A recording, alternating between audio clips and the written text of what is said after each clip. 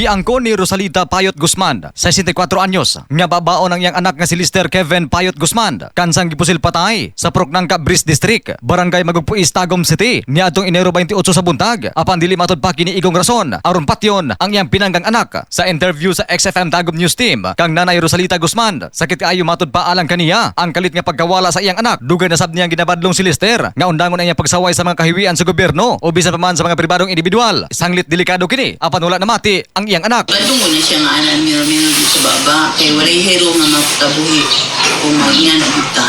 Okay. Ana, kung saan pa ang kabayo kung mamatay ng damo. Siya, pamamatay man gapong tatanan. Bahala lang mamatay nasa ilang komunidad.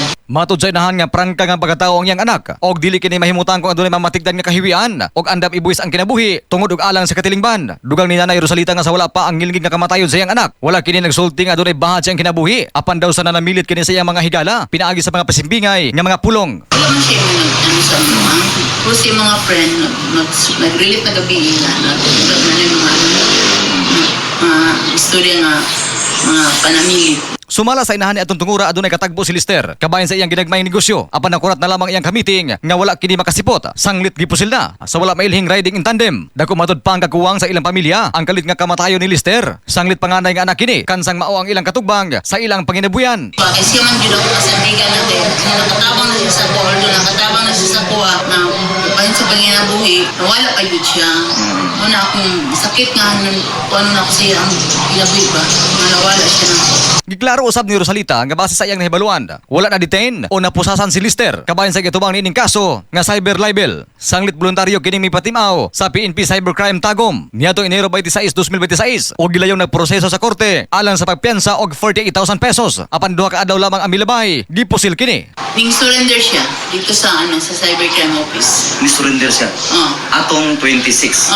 Mga 9. Unsay ang kaso niya ani? Kuan, murag libel. Libel. Wala yun siya na-detain, wala siya napusasan. I-process ang kuan niya. Dito sa korte nag-surrender sila.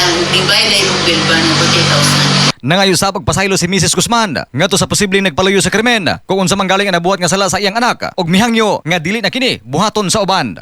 So ang ako lang po ikasulti kung kisa man ang nagpaluyo sa iyang kamatayon sa nagsugo kay di man yun may tabo tingali kung walay nagsugo. Mga ilang po may pasensya kung unsa man ang nasala ni Lister sa inyo sa ilo lang po may isip ako inahan o mga ilang po kung tabang ninyo nga dili na mamudugang pagbuhat sa laing mga kinabuhi. Sa pagkakaroon gihaya na ang pateng lawas ni Lister sa ilang primalay sa Procwan, Barangay La Filipina, Tagum City. Dungan sa pagsinggit og hustisya ang tibuok pamilya para pa usab nga gibalagman sa kapulisan ang investigasyon sa krimen.